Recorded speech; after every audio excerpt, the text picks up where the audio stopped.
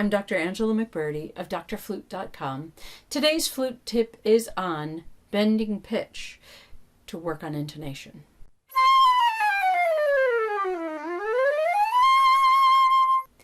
We all have intonation problems, and they can occur at the worst times where you feel like you've been playing in tune and then all of a sudden you're out of tune. And that might be because the people you're playing with are different and you don't understand their intonation. The group you're playing with altogether, the band or the orchestra. But intonation is a problem. And when you're playing with a piano or you're playing with your friend, it's just intonation. We all have to work on it, and we all have to work on it all the time. So let's talk about some tricks that you can use to really work on how to get in tune. Now, the first thing that we have is pulling your head joint in and out. So when they play the tuning notes and you match that tuning note, you're going to match it with your head joint going up or down. I have my younger kids think that that the way they get in tune, once they do that, then they're in tune forever. That's it. That's the bottom line. I've got it out. I'm in tune with the tuner on A or with the trombones or whatever. And so that's it. I don't have to do anything else. But we all know, of the more mature flutists, that we have to work on intonation on every note all the time, because every note can be different. Every note is different with the different instruments we play with. If I'm playing with an oboe, right now I have a group of an oboe and a bassoon, and their intonation issues are different from my intonation issues, and so I have to be adjusting and thinking and listening all the time. But if you've got this in the right spot, then how do you fix intonation while you're playing? Well, one of the ways to do it is to bend the pitch, and by bending the pitch, you bring the pitch up or you bring the pitch down. So it's worthwhile to work on bending your pitch, and how big of a bend can you get in your pitch, and then when you need it, you have that tool ready. So when we're talking bending pitch, we're not really saying roll in. Because I've seen that in bands, in my elementary students with their band directors, they'll say, okay, just roll in. Sometimes they're just desperate to get their bands to play in tune, and I don't fault them for that. Just tell your flutist to put their head down or roll it in, right? Either or roll it, because it will do what they need it to do. But that's not really how we want to change our pitch. We want to practice it by having our airstream move, right, without our head, because if our head moves, we're really changing our tone, and it doesn't become a good tone. We still want to keep that good sound. So if I practice bending the pitch, let me practice with my embouchure. I'm going to use my embouchure to do that.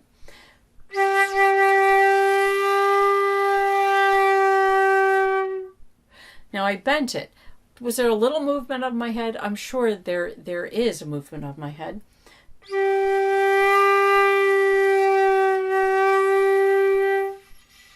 And my eyebrows definitely have to go up. That's part of it. You have to have your eyebrows go up and down when you play. If I move my embouchure,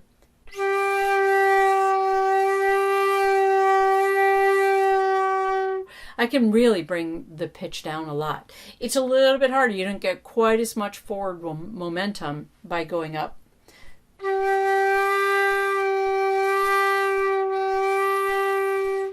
But it still does go up, and it can go up a little higher. Now, if I really need to go up even higher than that, I'm going to really lift my embouchure up out of that hole.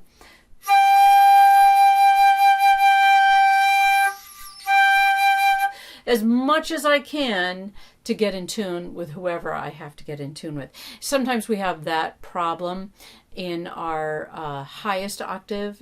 That's our third octaves can either be really sharp or really flat, and we need to move our embouchure in order to do that. So practice bending.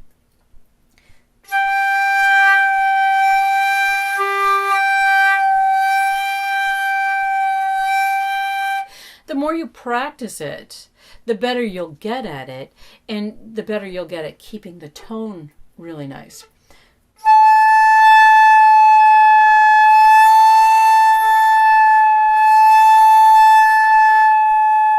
It's really hard not to do it without your eyebrows going up too.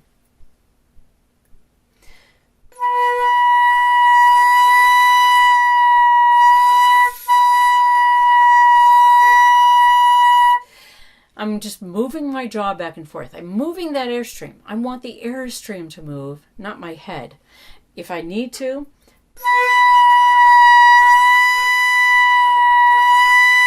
I might do a little movement, but not a lot.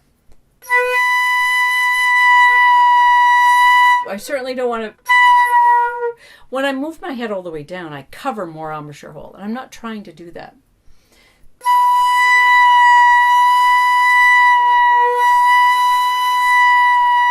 All I want to do is move my airstream and see how it's cut on this outer edge.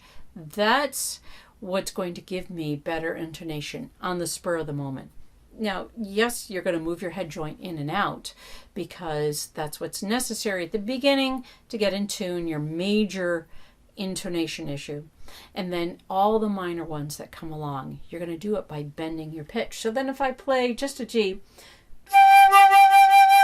and I realize I'm a little bit sharp with the oboe next to me,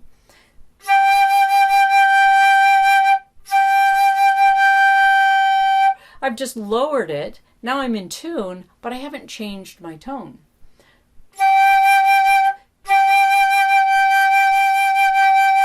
It's just a little bit of a difference. So I still have the good tone that I had.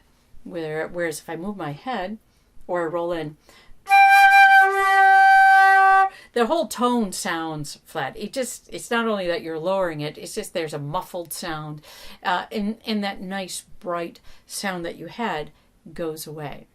So that is what I would recommend you do to work on intonation within your ensemble, to work on every note, not to move the head a lot. We're not going to be bobbing up and down, but to move your jaw, move your embouchure, your upper lip, going over your bottom or backing up a little bit as you even the lips out to bring the airstream up a little higher.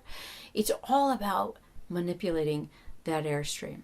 So practice bending pitch, and you will really revolutionize your intonation issues, and you will not have as many if you can do that.